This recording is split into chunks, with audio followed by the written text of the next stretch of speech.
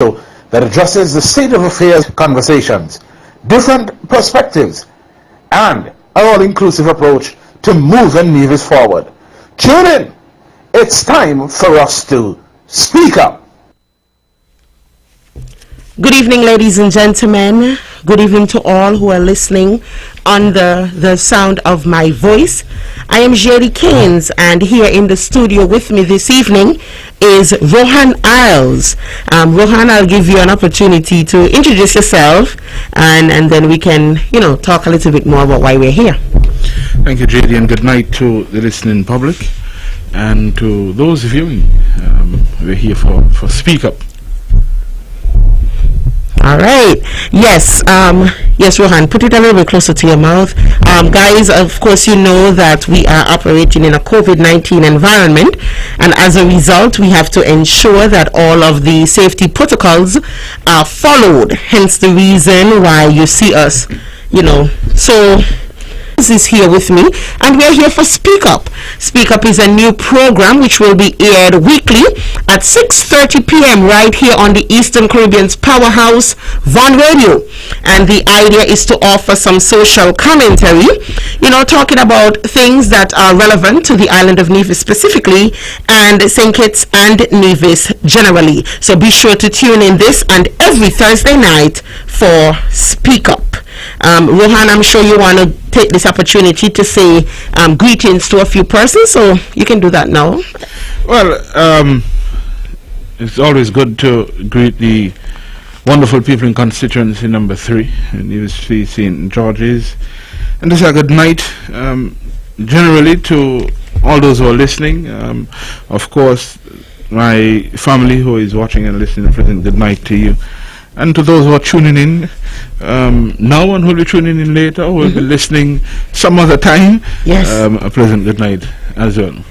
Yes, and for those of you who are tuned in via the traditional means, which is the radio, know that we are operating not just on 860 AM, but you can also find us on 93.7 FM if you are ever unable to catch us on the AM dial. We are also on social media, so for those of you who have family members who would rather tune in via social media, you could let them know that we are on Facebook and we are on YouTube.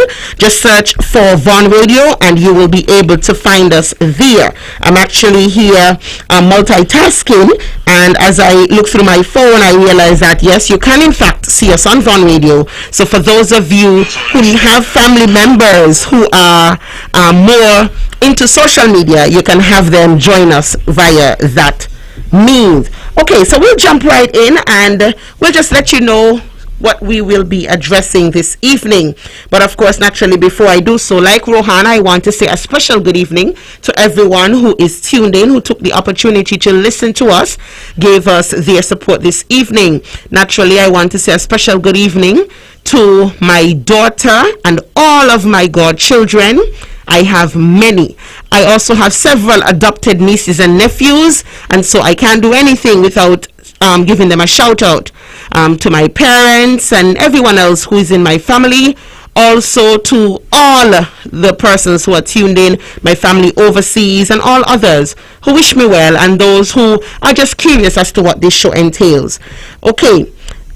As I mentioned at the top of the show, Speak Up gears to let people know what we think about what's happening around Nevis specifically and St. Kitts and Nevis generally. And one of the things that's a hot topic, and it has been for some time, but it continues to be a hot topic, Rohan, is COVID-19. Right? COVID-19 continues to be a hot topic. Maybe not hot topic in the true sense of what we know hot topic to be. Rohan, I am here fumbling with this mask because normally, I don't know, this is not the first time I'm wearing it, but I don't know if I lost weight knowing that I'm coming to the Caribbean's powerhouse and I would be sitting next to a heavyweight, but all of a sudden it just seems to be falling off. I don't know. But anyway, I'll continue. So yes, COVID-19 is a topic because it continues to plague us. And despite numerous efforts here on the island of Nevis and of course over on St. Kitts, we have seen a spike once again in the number of positive cases.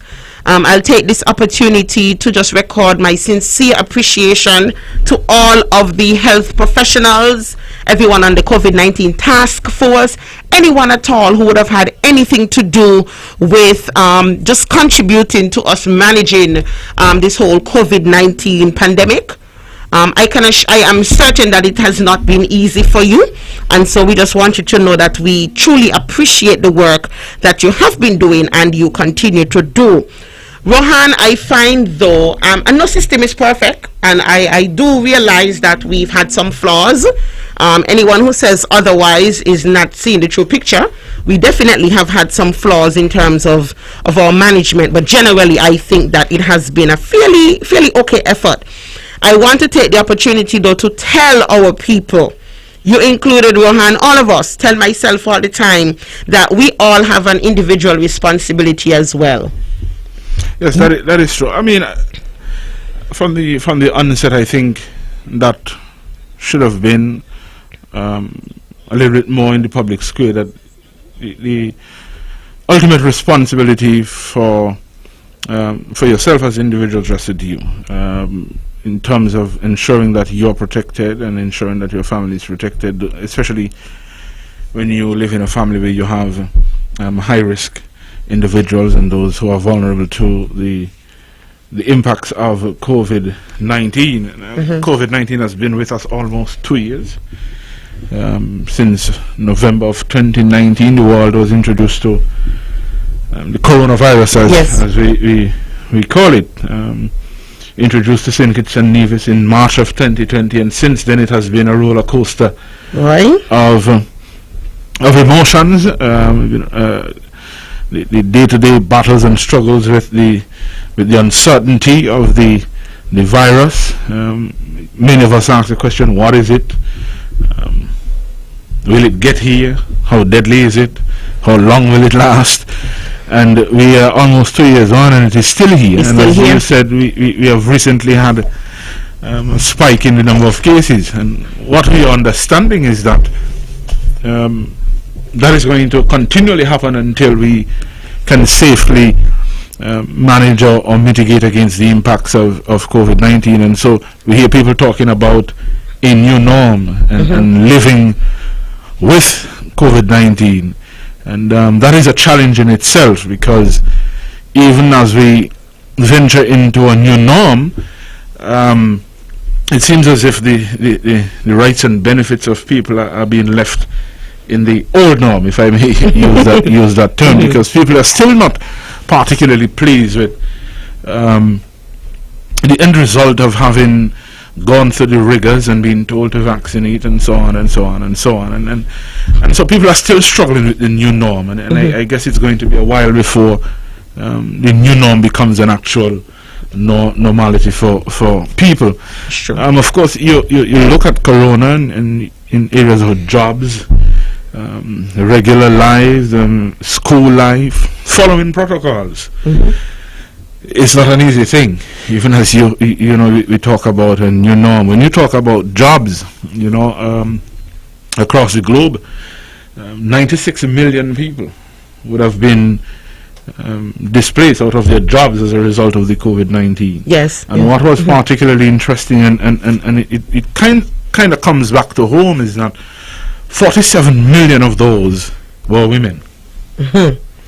And when they looked at the numbers in relation to women, they found that the COVID-19 would have, let me use the word spike, or took the number of individuals who are in extreme poverty, and I'm talking women and children now, yes, to almost 420 million individuals affected by COVID-19. And so when we talk about the impacts of COVID-19, it's real. And for some people it is seemingly more real than others. Yes, it is really difficult.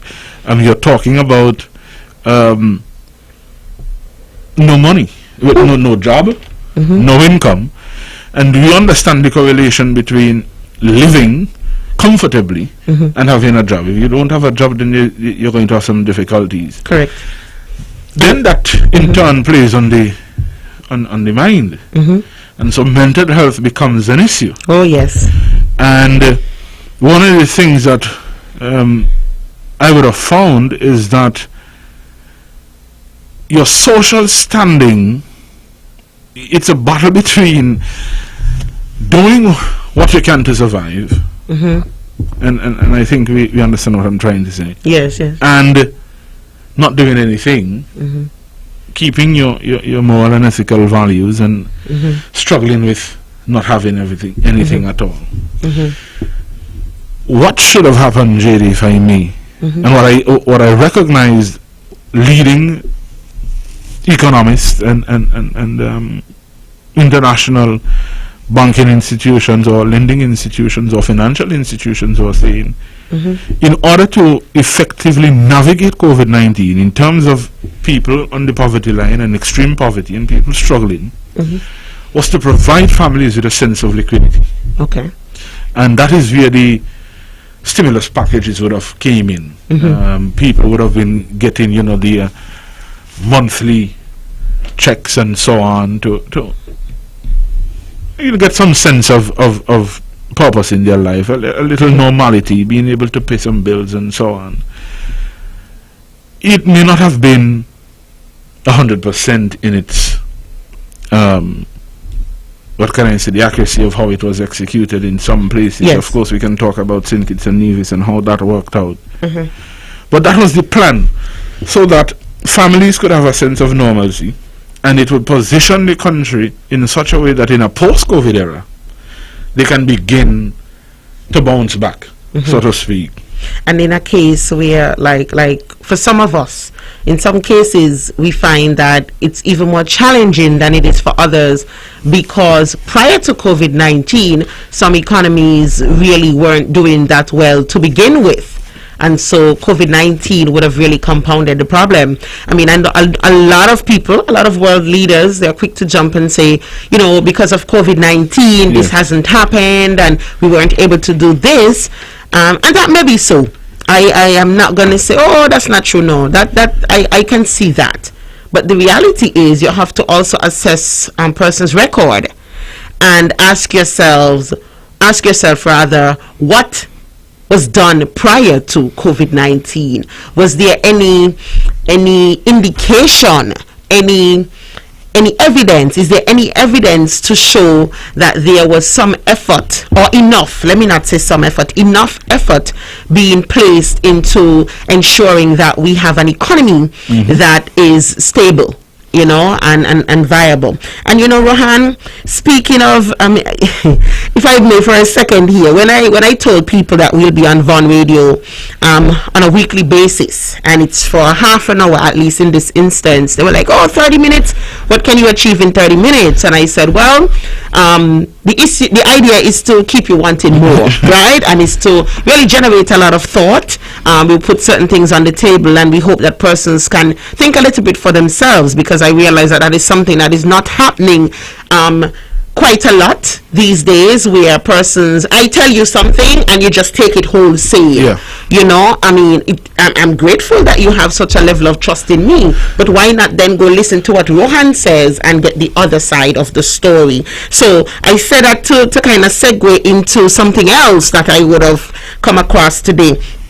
Rohan, we would have prepared for this program, and in preparing for the program, we had a few topics that we were, toying around with. But then today we decided to shift things up a bit, because we wanted to address as the financial state of our economy, right? Specifically on the island of Nevis. And that was primarily because earlier today we would have heard some figures being shared with the general public. I'm not sure how many persons were able to hear those, but it had to do with the debt on the island of Nevis, debt, DEBT, the debt on the island of Nevis. And if I may, I would just share some, and then we can have a discussion surrounding that. And according to what was shared at the press conference of the island's premier today, it was said that in 2006, and I'm reading from my notes, I am a trained journalist, and so I would have gathered my notes and I listened keenly. Based on what was said, in 2006, the debt for the island of Nevis, and that is the global debt, was $230.8 million, and by 2013, it had risen to $389.71 million, which is an increase of $158.91 million. Then, in 2013, when I just gave you that figure, it was $389.71 million rather, in 2013, and by June of this year, it was at $489.1 million. Okay? And so, just for full disclosure, the reason why I compounded them that way was because I think the comparison today was being made as it relates to the debt under the Joseph Parry-led Nevis Island administration compared to the debt which represents the Nevis Reformation Party in government, and compared to the debt of the Vance Amry-led administration from 2013, then eventually the current administration, but both would have been under the Concerned Citizens Movement.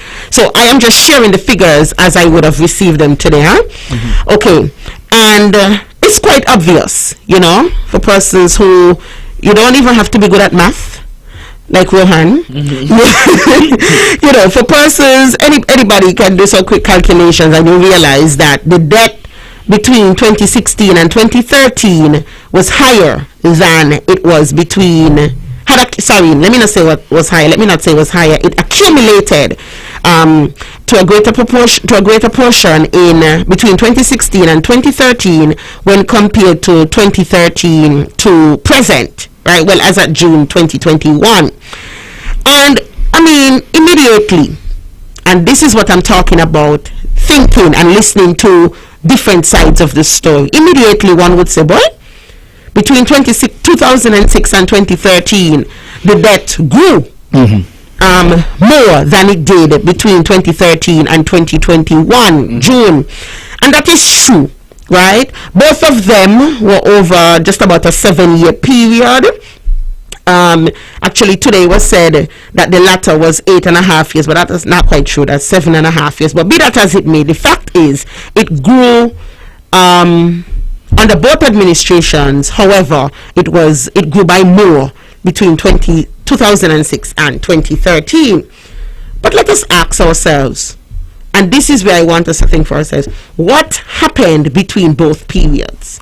So when you compare 2006 to 2013, what happened then, and you compare 2013 to 2021, what happened then, those are the kind of questions that I need our people to start asking. I am not here on Vaughan Radio, the Eastern Caribbean's powerhouse, the place that I got my start, by the way, in journalism and communication, to try to hoodwink or give people one side of any story. I want our people to think for themselves. And so I want you to assess. Yes, we've already come to the conclusion that there was more money being spent between 2006 and 2013 than between 2013 and 2021. But what happened between there? I have some comments, but Rohan, I'll give you an opportunity to weigh in.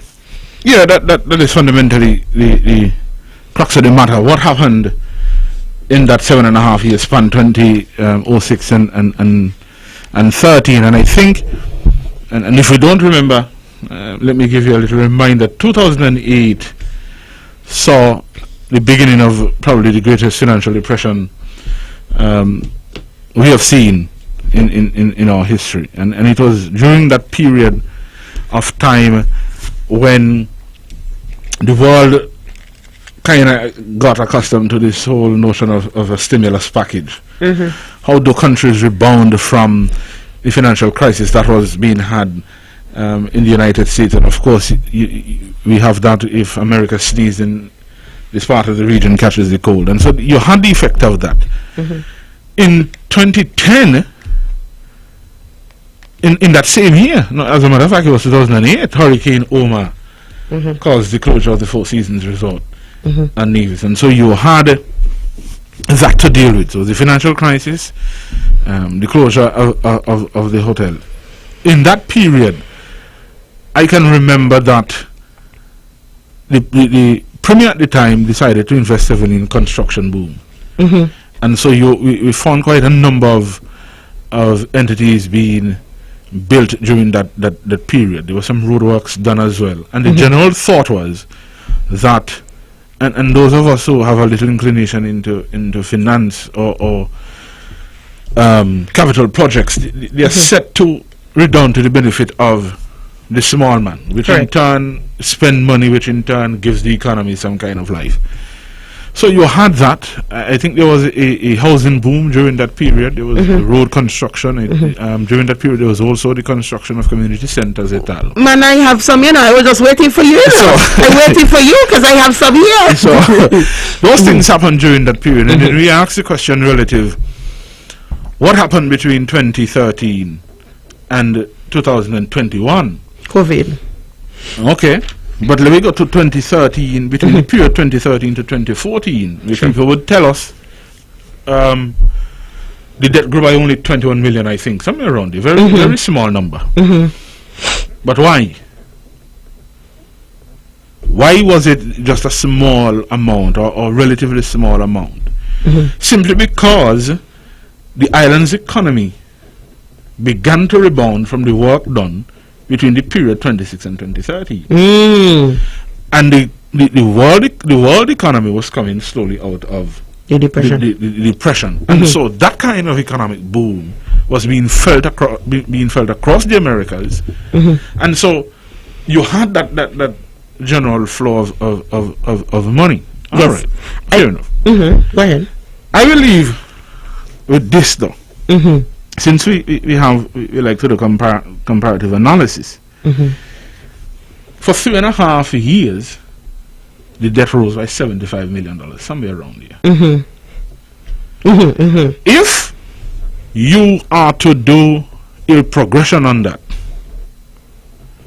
add an equal number of years to get to the 7.5 between 2006 and 2013. So let us say the present administration was to get another term.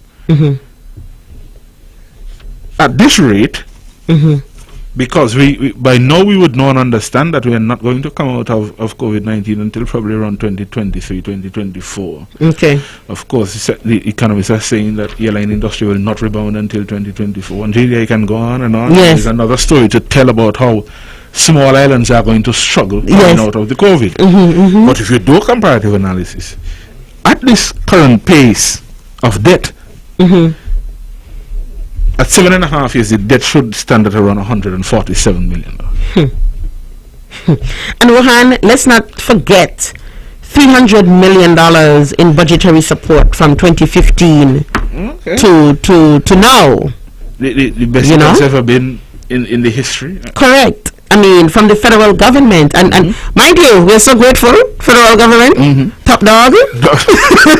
We're grateful for the budgetary support, but I'm trying to make, we are trying to make the comparison that we are looking at what would have happened then and what would have happened now. Again, it is not our duty to try to give anybody one side of any story, paint one side of anything. We want our people to think for themselves. I remember growing up, I didn't get in much trouble in school. I didn't fight a lot. Well, once or twice I fought 2 boys, because they think they're fresh. But I didn't get into that kind of trouble. Most of the times it was from my mouth because, I don't sit down on things. I speak about what's on my mind. And my parents, they grew accustomed to it. They never tried to shut me up. And now I'm getting that back in my face. But that's a story for another day. But I'm saying that to say that we have to look at both sides. We have to think independently. And as I mentioned, we've been getting $300 million in budgetary support since 2015 from the federal government. for assistance. Let's not forget that. And if I can think of some of the significant things that would have happened here on the island of Nevis as we wind down, I mean, we had the Newcastle police station being built for almost as, long as I've been a parent. Newcastle. Right? Almost as long as I've been a parent, it was significantly beyond the deadline date. We had the Treasury building, again beyond the deadline date. We have the Oli Pier that is still incomplete, Mondo Track that is still incomplete, the hospital, hopefully my grandchildren will get to see its completion. And so the reality is that, yes, we've spent less over the time, but we've gotten more help, and we don't have anything to show for it. What if we didn't get the help? Crop smoke with pipe, as we say locally. But I can recall, and you did an excellent job in listing some of the things, but I'll just mention a few others. So I could clearly remember approximately 376 houses being built between 2006 and 2013. I remember 251 people being sent off to university with various levels of assistance. I remember police barracks in Butlers and Bath. I remember approximately 40 people being sent to Trinidad for technical and skills training. I remember significant advancements in healthcare, and the list goes on. But the idea is, I just want our people, and from having discussions with Rohan, he wishes the same thing for our people to think for themselves. Naturally, next week we will be back with another episode of Speak Up, and we will have, in some cases and on some episodes, a continuation, and in some brand new topics. But understand that it will always be us speaking up about the things that should matter to us on the island of Nevis. Rohan, your closing statements. Yeah, just to wind down on the issue of debt, and I want people to understand that, unfortunately, or it is unfortunate that when people talk about debt, you get this negative connotation.